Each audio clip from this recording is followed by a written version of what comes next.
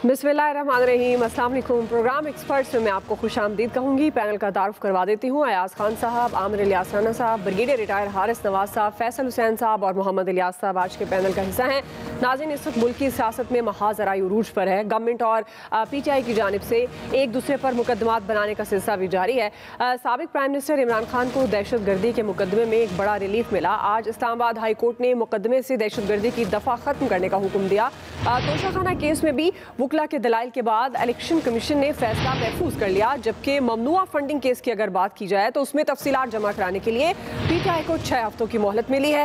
एक तरफ कानूनी महाज पर PTI को मुश्किलात का सामना है, तो दूसरी तरफ जारहाना बयानिए पर पार्टी में धड़ेबंदी की खबरें भी गर्दिश कर रही हैं और बताया ही जा रहा है कि इमरान खान अपने कुछ रहनुमाओं से खुश नहीं हैं। वो पार्टी बयानिए की बजाय मुख्तदर हलकों के साथ मिले हैं और उन्हें बाईपास करने की कोशिश की जा रही है। ऐसे रहनुमाओं पर नजर रखने और पार्टी पॉलिसी पर अमल दरामद कराने के लिए श्री मजारी साहिबा को निगरान भी बनाया गया है।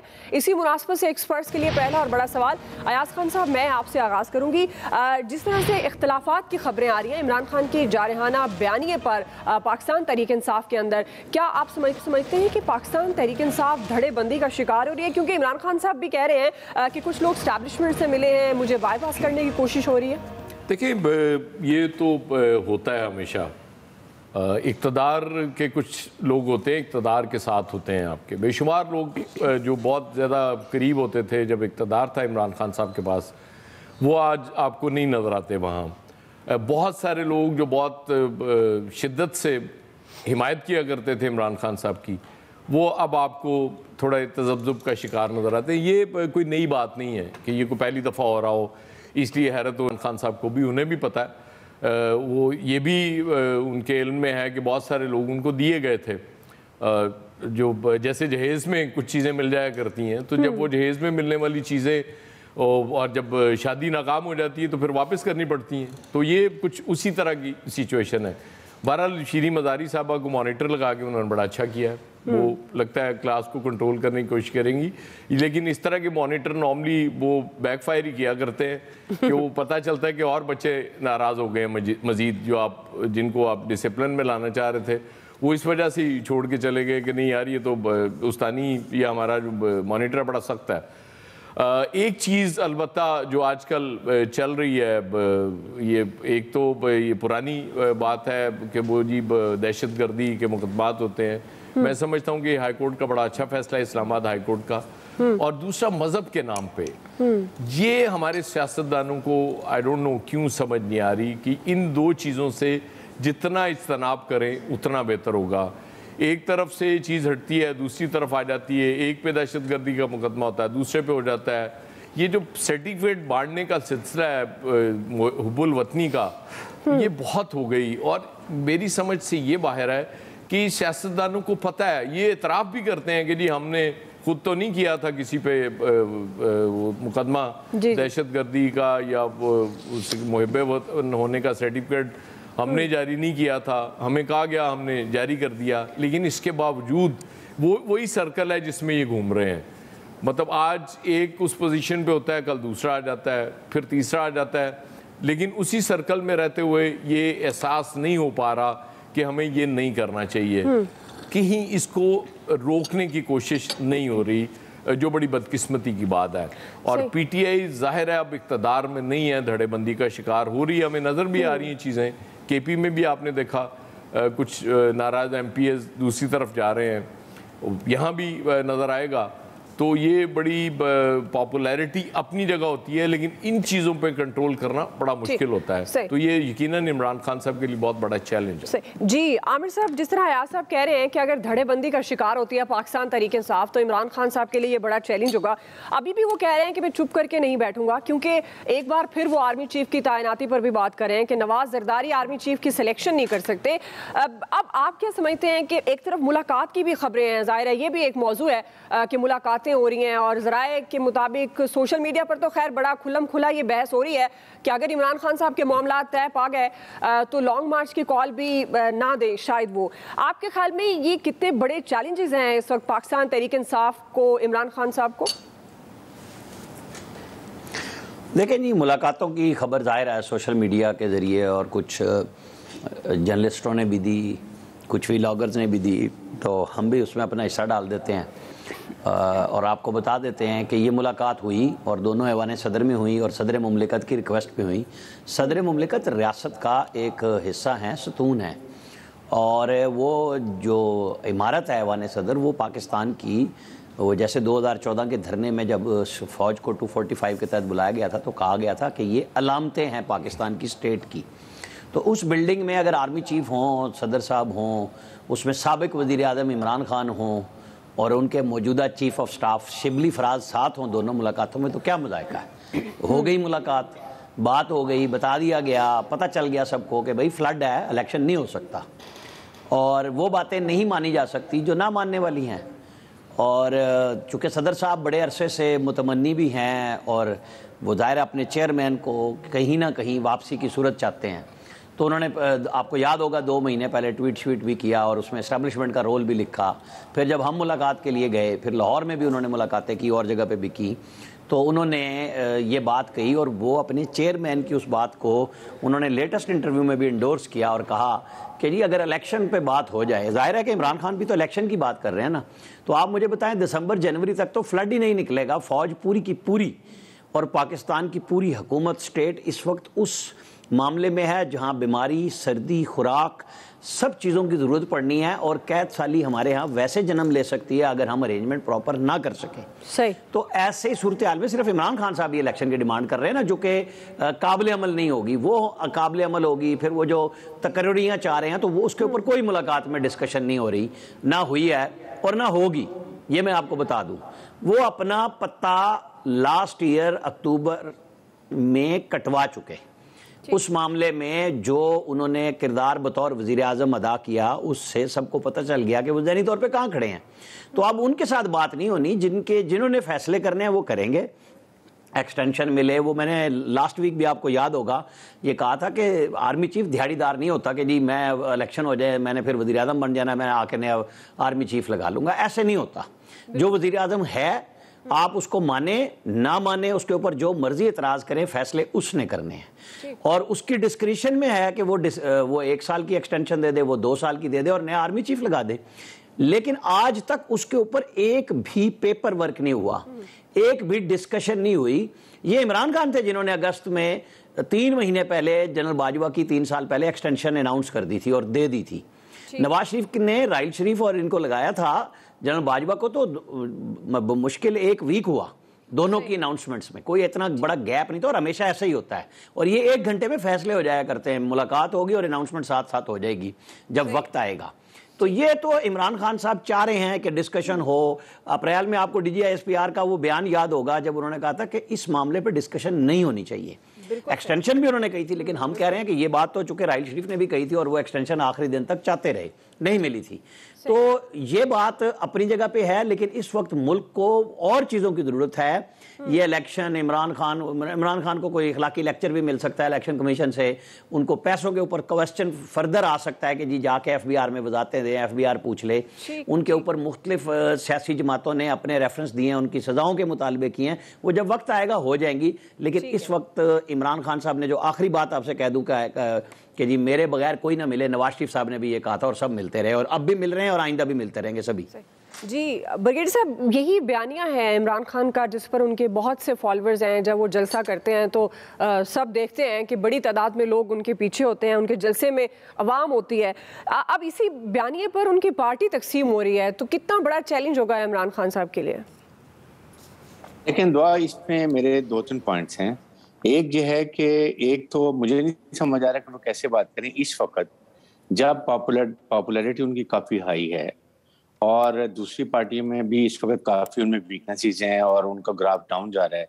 इस मौके पे कौन पार्टी छोड़ना चाहेगा? मुझे तो इस बात की इतनी समझ आ रही कि हो सकता है कि उन्होंने अपने कॉन्टैक्ट्स ऐसे किसी ने किए हों आपस में अपने ऑप्शंस के लिए, बट इस स्टेज के ऊपर जब पार्टी पीक के ऊपर हो और पार्टी ठीक काम कर रही हो और अवाम उनका साथ दे रही हो और इस मौके पे वुड दे लाइक टू इसको तो तोड़ना चाहेंगे पार्टी को, या तो उनको एक नजर आ रहा है कि इमरान खान शायद डिस्क्वालीफाई हो जाए और उसमें फिर हो सकता है कि वो आपस में इनकी कोशिश हो कि कौन पार्टी हार्ड बनता है और कौन पार्टी को लीड करता है, ये वजूहत हो सकती हैं। अदरवाइज मेरे कौन जो एनालिसिस है उसमें तो इस स्टेज के ऊपर nobody would like to leave PTI को। अगर इस वक्त जाएंगे तो वो उतना नुकसान करेंगे।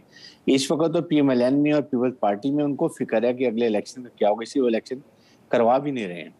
वरना तो वो इलेक्शन अनाउंस कर देते हैं। जिस वक्त वो डिलीवर आवाम को नहीं किया और आवाम खुश भी नहीं है, रोजाना कीमतें महंगी हो रही हैं, हर चीज की कीमत महंगी हुई है, कोई रिलीफ नहीं दे सक रहे हैं, कोई उनके पास सोल्यूशन नहीं है।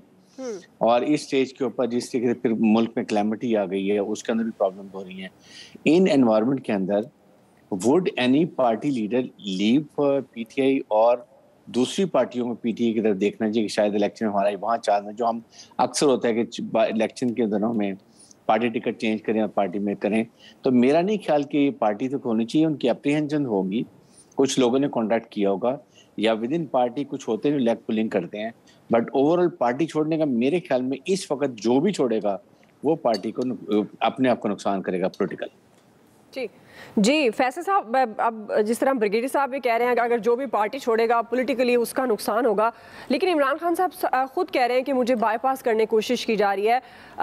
कुछ लोग हैं जो एस्टैब्लिशमेंट से मिले हैं। आप समझते हैं कि ये जो खबरें हैं इख्तिलाफात की, क्या ये खबरें वाकई इनमें कोई हकीकत है? पाकिस्तान तहरीक इंसाफ धड़ेबंदी का शिकार हो रही है? इमरान खान का एक मसला है, उनको मालूम है कि जिस तरह तहरीक इंसाफ बनी और तहरीक इंसाफ को जिस तरह ताकतवर किया गया, अच्छा वो तो सबके सामने है। तो इमरान खान तो की तो मालूमात इसमें हम सबसे भी ज़्यादा होगी ना, जो हम बाहर बैठ के भी हम सब कुछ देख रहे थे, तो उनकी तो मालूमात का लेवल हमसे भी ज़्यादा होगा कि उनकी ख्वाहिश पर किस किस ने जो है किस किस को किस किस तरीके से जो है वो शामिल किया। तो जो उनका डर है वो डर सही है, क्योंकि उनको पता है कि जो लोग इनको शामिल करवा सकते हैं वो इनको वहाँ से हटवा भी सकते हैं। जिस तरह तहरीक इंसाफ को बना सकते हैं उस तरह तहरीक इंसाफ को जो है वो ख़त्म तोड़वा भी सकते हैं।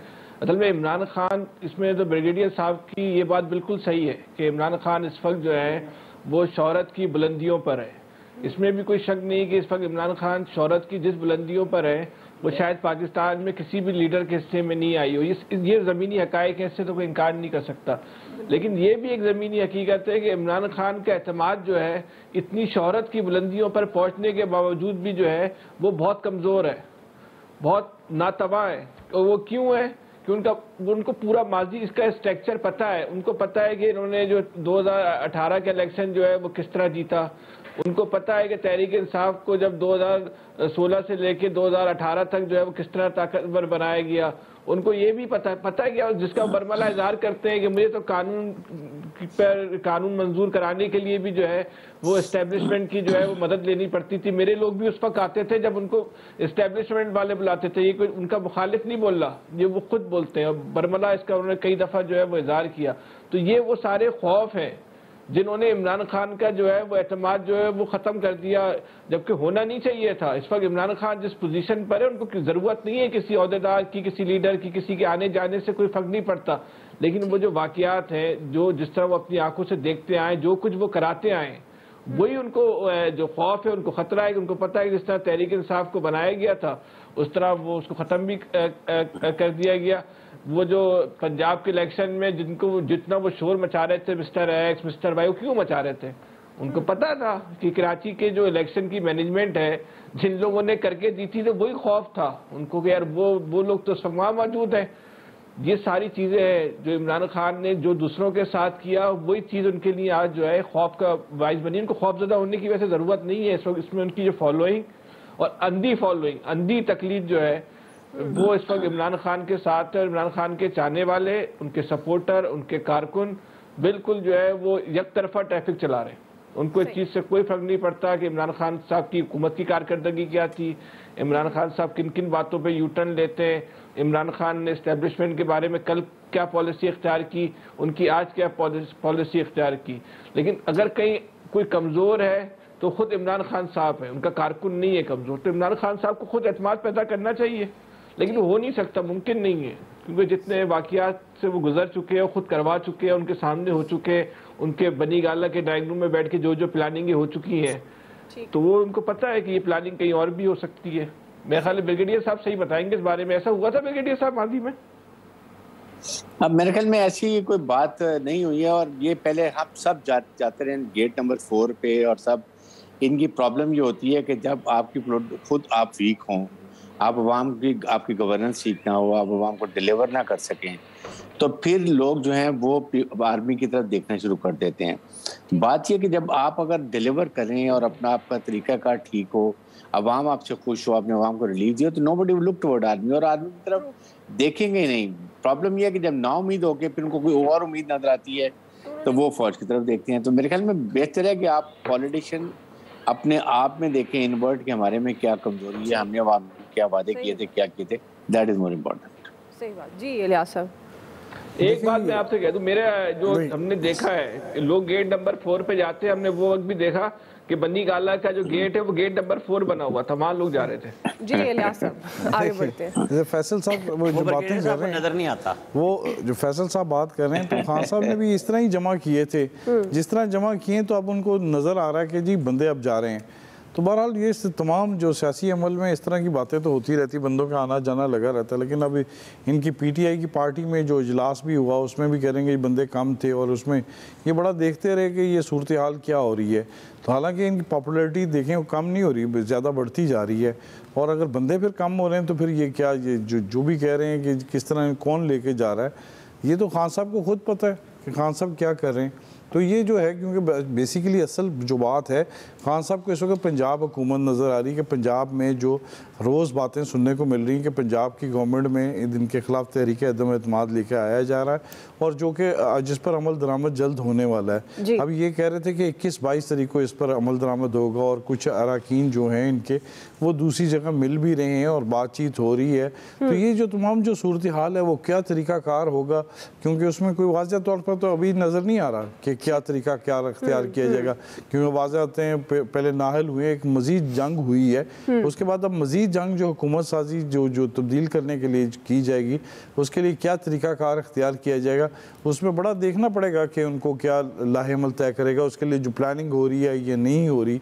क्योंकि अभी जो बात है एकदम उठ जाती है, तो उस पर उसकी वजह से खान साहब पर एक आता है, क्योंकि पंजाब होना उनके लिए बहुत ज़रूरी है। पंजाब होगा, केपी होगा, तो उस पर फेडरल गवर्नमेंट पर एक प्रेशर रहता है, उनका हर तरीके से प्रेशर बनता है। अगर पंजाब लूज़ कर जाते हैं तो पंजाब में गवर्नमेंट चेंज हो जाती है, तो फिर इनके लिए वो पहले वाला साजगार माहौल नहीं रहेगा कि जिस तरह इस वक्त जैसे वो अपना दबाव डाल रहे हैं, अपने हर अमल दरामद करवा रहे हैं। तो इसलिए पंजाब को रखने के लिए उनका ये शोर डालना, इस तरह की बातें करना बड़ी है उनके लिए फ़ायदेमंद है। तो वो उन्होंने एक ऐसा माहौल बनाया कि ताकि ये जो इधर पंजाब में इंकलाबी जो सूरत हाल पैदा हो रही है, कोई चेंज होने लगे, वो ना हो सके। ठीक है जी, आप इंटरव्यू आ गया, ब्रेक लेते हैं नाज़रीन, ब्रेक से वापस आएंगे। दूसरा सवाल होगा, पीटीआई का फौरी इलेक्शन का मुतालबा मुस्तरद, इलेक्शन में ताखीर से पीडीएम को कितना फ़ायदा हो सकता है, ये होगा हमारा सवाल। राय लेंगे ब्रेक के बाद।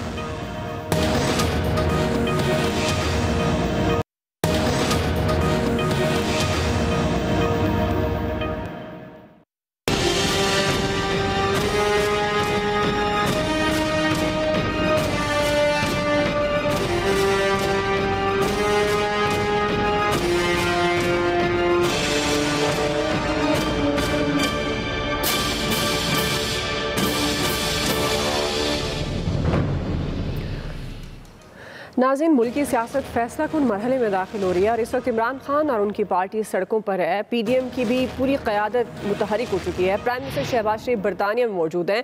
गुज़श्ता रोज़ उन्होंने लंदन में मुकीम लीगी कायद नवाज शरीफ से अहम मुलाकात की, जिसमें फौरी इलेक्शन के मुतालबे को मुस्तरद किया, और इस बात पर इत्तफाक किया गया कि सैलाब मुतासरीन की बहाली और मौशी बेहतरी के बाद ही इलेक्शन अपने मुकर्ररा वक्त पर होंगे। लेकिन इमरान खान अपने मुतालबे पर डटे हैं, इलेक्शन को तमाम मुल्की मसाइल का हल करार दे रहे हैं, और फौरी इलेक्शन के लिए गवर्नमेंट पर मुसलसल दबाव बढ़ा रहे हैं। साथ ही रवा माह के आखिर में इस्लामाबाद की तरफ लॉन्ग मार्च का भी उन्होंने इशारा दिया है। इसी हवाले से हमारा सवाल, ब्रिगेडियर साहब मैं आपसे आगाज करूंगी। अब इलेक्शन में ताखीर से पीडीएम को क्या फायदा हो सकता है? आपको लगता है कि इमरान खान अवामी दबाव से इलेक्शन करा पाएंगे? देखें, पीडीएम को डिले करने से फायदा सिर्फ एक हो सकता है कि वो इकोनॉमिक रिवाइवल कर लें, और जो आवाम को रिलीफ नहीं दे सके उसमें वो कामयाब होंगे, डॉलर कम कर ले, खासतौर पे पेट्रोल और डीजल की कीमत कम कर ले, कमोडिटी आइटम्स जो कई 100 गुना बढ़ गई हैं उनको कंट्रोल करने। तो ये वो फायदा उठाना चाहते हैं कि चाह रहे हैं कि 6 महीने में वो स्टेबलाइज करें and then they should go to the people for new mandate. Problem ये है, यहाँ सोचने की ये बात ये है कि अगर आप इस तरह अनसर्टनी रखेंगे, ये पीडीएम के लिए भी बहुत नुकसानदेह है कि आपको पॉलिटिकल स्टेबिलिटी चाहिए।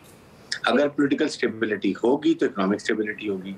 इसके लिए आप ये कहेंगे, अगर आप कहते हैं आप 10 में करें, बी वेरी फर्म, से देन व्हाटएवर हैपन, जो भी आप कह रहे हैं। बट मेरे ख्याल में ज्यादा बेहतर होगा कि मार्च अप्रैल में अगर इलेक्शन कराए जाएं, जब तक इनको 6 महीने मिल जाएंगे, whatever they want to gain, PTI अवाम को रिलीफ देने से वो दे ले, अपने वो स्टेबल कर ले।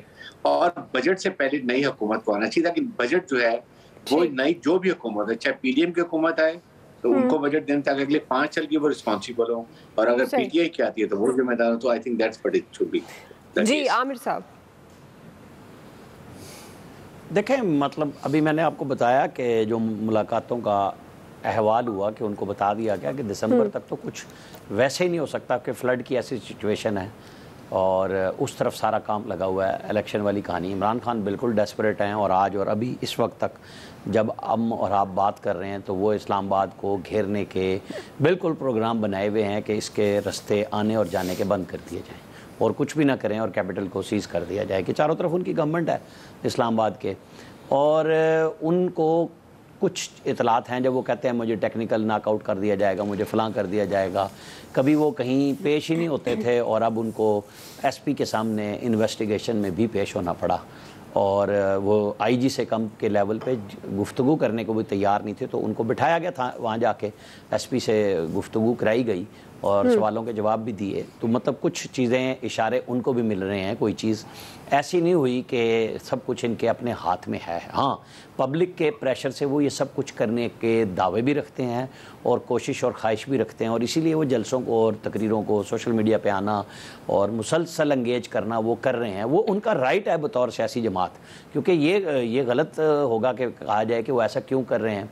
हाँ, जब वो कहते हैं कि मैं लॉकडाउन करूंगा, मैं बंद करूंगा और मैं इलेक्शन अपनी मर्जी के लेना चाहूँगा, तो वहाँ पे बहुत इफ एंड बट्स खड़े होंगे, जिसके उनको वाज़े तौर पे बता भी दिया गया है और आने वाले दिनों में मुसलसल बताया भी जाएगा। अब आप हमें बताएं कि जब जनरल बाजवा ने इनको एक बड़ी अच्छी डील कतर से ला के दी थी, यार एक तावले ना हो, अभी आपके पास ना शॉर्ट सर्किट हो जाएगा यहीं बैठे हुए, बच के रहें, आपको मैंने इशारा दे दिया है। अच्छा, जब जनरल बाजवा ने इनको कतर से एक ला के दी डील और इमरान खान ने उस पर फैसला नहीं किया, इनकार किया कि नहीं मैं तो नवाज शरीफ के उस कतरी मंसूबे को नहीं मान रहा, LNG वाले को, कि जी वो बड़ा महंगा है और ये हो जाएगा वो हो जाएगा, मैं इस तरह कैसे ले लूं।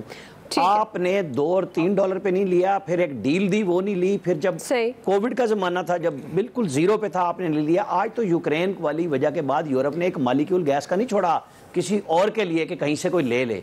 ऐसे हालात में इमरान खान एक रिस्क लेना चाह रहे हैं, हम देखते हैं कितना बड़ा रिस्क है और क्या होगा। आप और हम सब यही हैं। जी अयाज साहब, शॉर्ट सर्किट बोला नहीं, उनकी तरफ जाती हूँ मैं तब बोलेंगे वो। जी अयाज साहब, इशू ये है कि नहीं, मैंने कहा बोला नहीं बीच में, फिर फायदा नुकसान तो ज़ाहिर है बात की बात है, किसका कितना फायदा हो सकता है। इस वक्त असल में दोनों पार्टीज बड़ी बुरी तरह फंसी हुई हैं। दोनों से मुराद मेरी पीडीएम को एक पार्टी में गिन लेता हूँ, उधर इमरान खान साहब है।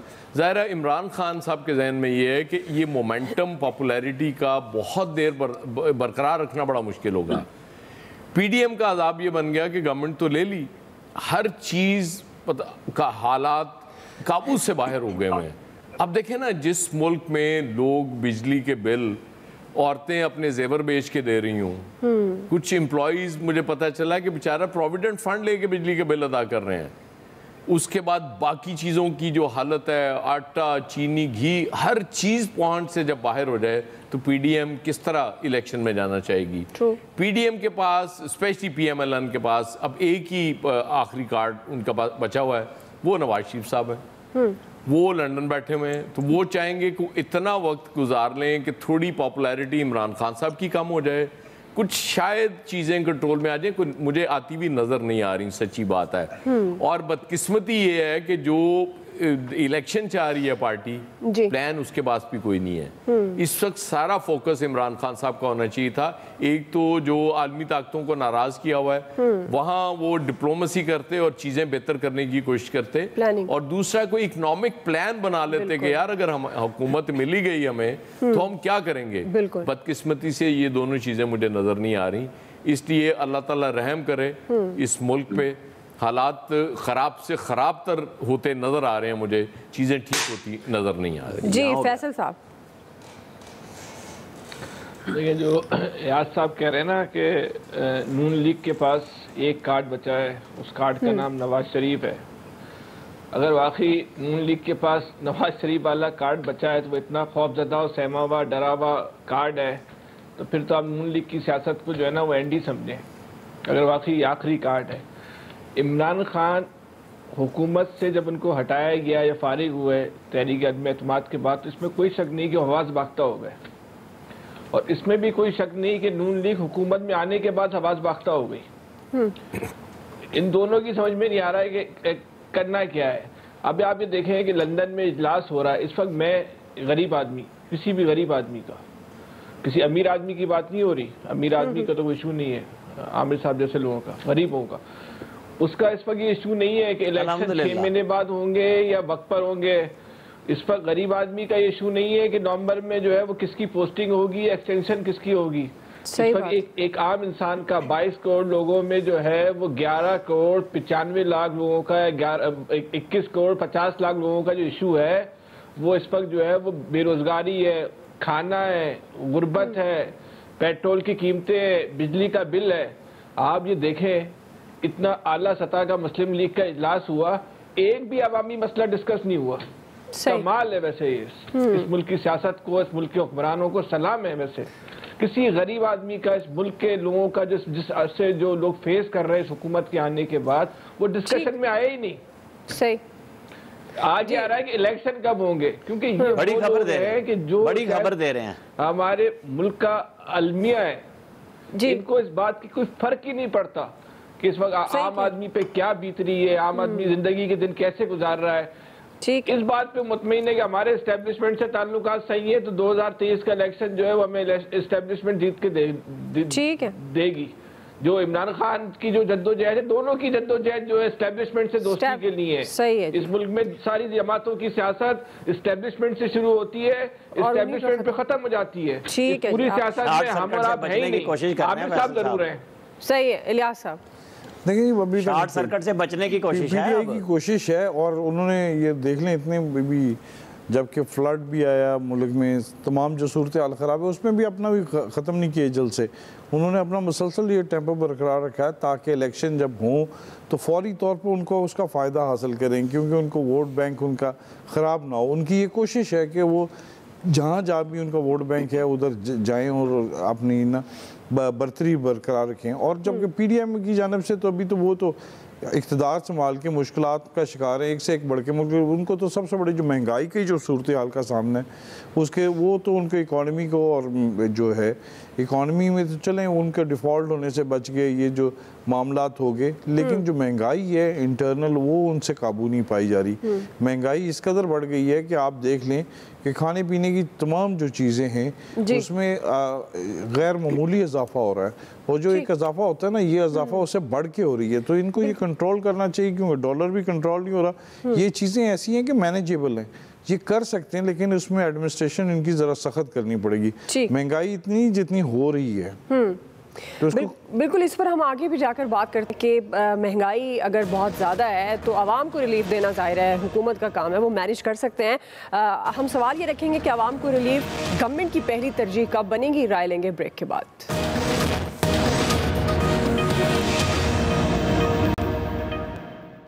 आटा इतना महंगा हो गया कि हर गरीब आदमी की पहुंच से दूर है, इससे अच्छा तो ज़हर सस्ता है। ये जी बहुत ज्यादती है गरीब लोगों के लिए। देखिए मेरे 4 बच्चे हैं और इतना मुश्किल हो गया है आटा खरीदना। हुकूमत को चाहिए कुछ रिलीफ तो दे देना, मजदूर बेचारा क्या कर जाए, पहले कोरोना का था फिर सैलाबों का। हमारी दिहाड़ी कितनी है? 400 रुपए। हम गरीब लोग हैं, कहाँ जाएंगे।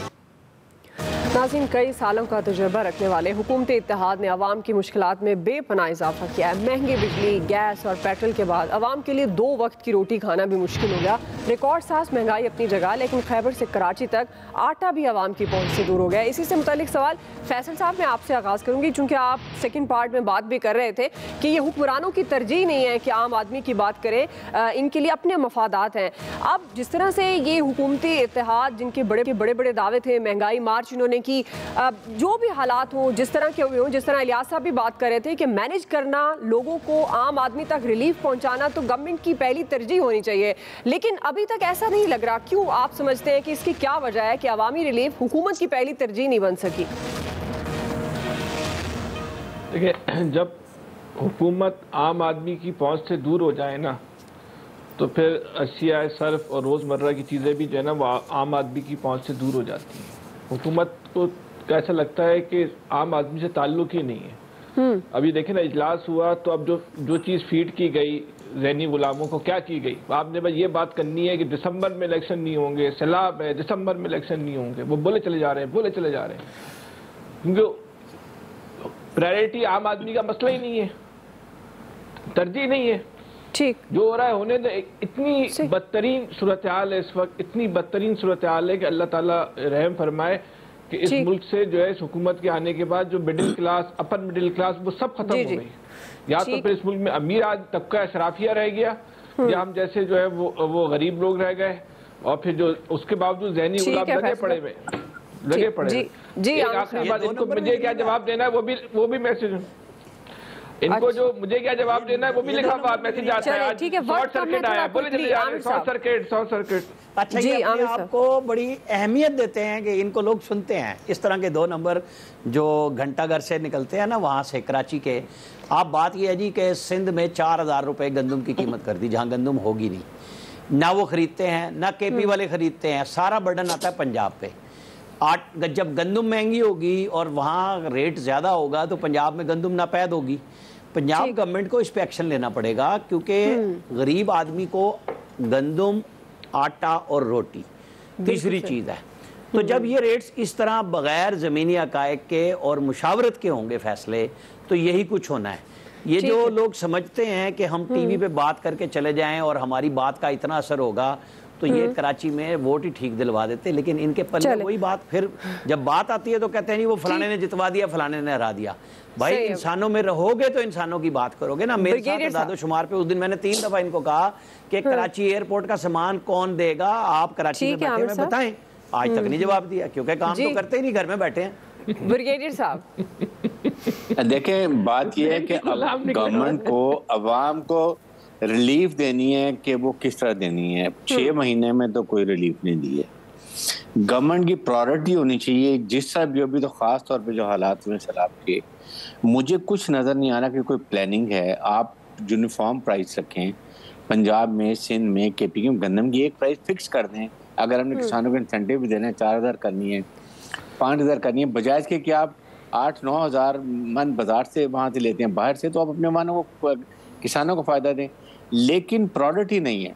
अब बिल्कुल फैसल की बात ठीक है कि इंग्लैंड में बैठ के आपने कोई ऐसी बात नहीं है जिसके यस तो I think government has to take it seriously कि ये प्राइस कम की जाए वहाँ पे। जी आया सर, देखा आबिद साहब, हर माकूल आदमी यही बात करेगा। देखा, गवर्नमेंट को बचाना और सारी गवर्नमेंट चाहिए कर रही होती है, उन्हें लगता है कि आवाम को रिलीफ देने का कोई फायदा ही नहीं है। दूसरा, दुआ करें 250 से ऊपर ना जाए डॉलर। जिस दिन चला गया उस दिन देखिएगा हमारी हालत क्या।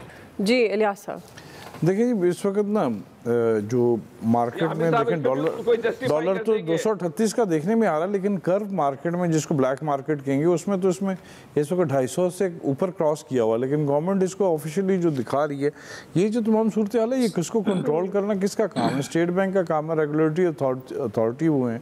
इसके अलावा जो चाहिए, जिसको चाहिए जाके चेक करें। वो चेक एंड बैलेंस इनका अपना लूज है, कमज़ोर है। वरना देखें, माजी में भी तो डॉलर को कंट्रोल करते थे मार्केट में। जो मनी सप्लाई है उसको कंट्रोल करना, बढ़ाना, कम करना। अब देखें जो मॉनेटरी पॉलिसी आती है उससे आपका मार्कअप रेट रख के उसे कंट्रोल करते हैं, तमाम चीज़ें मार्केट को देखते हैं कि क्या करना। इसी तरह महंगाई को कंट्रोल करने के लिए इनके पास मैकेनिज्म है, सब कुछ है। चीज़ें जो बाहर से इंपोर्ट करते हैं, अब देखें एलसीआं भी तो नहीं खोल रहे ना चीज़ों की, जी नहीं खोलेंगे तो मार्केट में दबाव आ गया। ये कौन देख रहा है? कोई जिम्मेदारी नहीं कबूल कर रहा, कोई इदारा ही नहीं काम जो करेगा। उसकी वजह से पता चलेगा इसको जो बैठे हुए हैं उनको चाहिए इकॉनमी को देखना चाहिए, उसको मॉनिटर करना चाहिए कि क्या चीज़ें हैं। इस चीज़ बारे में तो कोई देखते नहीं है, इसके बारे में जो जिसकी मर्जी आती है पॉलिसी करके तजर्बा करते हैं। बहरहाल जी आप तजर्बा नहीं करते क्योंकि अब वक्त नहीं है और आम आदमी को रिलीफ मिलना चाहिए, इसके अलावा कोई चारा नहीं है। लोगों का जीना मुश्किल हो गया। राय आप जान चुके हैं एक्सपर्ट्स की। नाज़रीन आज के एक्सपर्ट से इतना ही, फीडबैक दीजिएगा। ख्याल रखिए, अल्लाह हाफिज़।